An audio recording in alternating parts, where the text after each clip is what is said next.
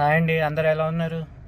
ఇప్పుడే కాంతారా మూవీ చూసి వచ్చాను. కాంతారా చాప్టర్ 1 దాని రివ్యూ ఏంటో తెలుసుకునే ముందు ఒక లైక్ చేసి, షేర్ చేసి, సబ్స్క్రైబ్ చేయండి.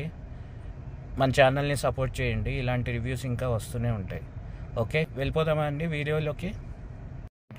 ఫస్ట్ ఆఫ్ ఆల్ ఈ సినిమాలో నెగిటివ్ గురించి మాట్లాడుకుందాం అండి. నెగిటివ్ వచ్చేసి most of the first half is the negative. ఎందుకంటే కామిక్గా చూపించాడు, కొంచెం అంత ఎంగేజింగ్గా అయితే లేదు ఫస్ట్ హాఫ్. బట్ అక్కడి నుంచి స్టార్ట్ అవుద్దండి అసలు మూవీ. ప్రీ ఇంటర్వెల్ నుంచి ఎక్కడైతే టైగర్ సీక్వెన్స్ స్టార్ట్ అవుతుందో అక్కడి నుంచి అసలు మూవీ వచ్చింది. ఇంకా సెకండ్ హాఫ్ అయితే మైండ్ బ్లోయింగ్ అండి. It's a true blockbuster from Sandalwood.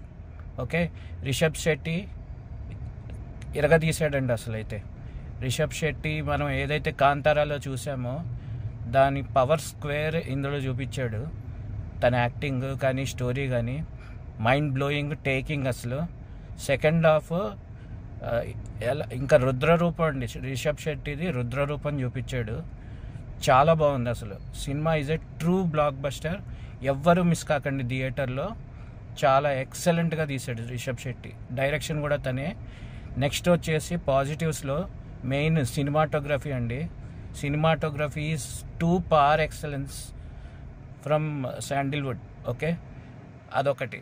రెండు, రుక్మిణి వసంత్ అండి. రుక్మిణి వసంత్ చాలా బాగా చేసింది. సెకండ్ హాఫ్లో వచ్చే ట్విస్ట్ కానీ అవన్నీ చాలా బాగా ఎగ్జిక్యూట్ చేశాడండి రిషబ్ శెట్టి. ఇంకా రుక్మిణి వసంత్ క్యారెక్టర్ అయితే చాలా బాగుంది. Next main important character Jayaram అండి. జయరామ్ తెలుగులో కూడా చాలా సినిమాలు చేశాడు జయరామ్. ఆయన క్యారెక్టర్ కూడా చాలా బాగుంది. చాలా పవర్ఫుల్ విలనిజం చూపించారు విలన్గా. నెక్స్ట్ వచ్చేసి గ్రాఫిక్స్ అండి. గ్రాఫిక్స్ కూడా చాలా బాగా కుదిరాయి.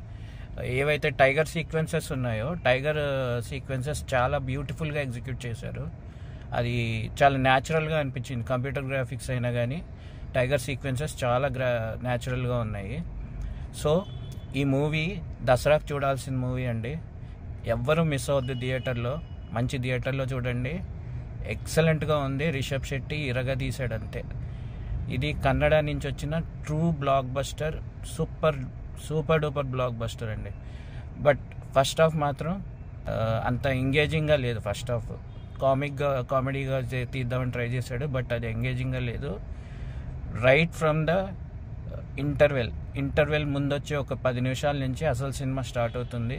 అక్కడి నుంచే సినిమా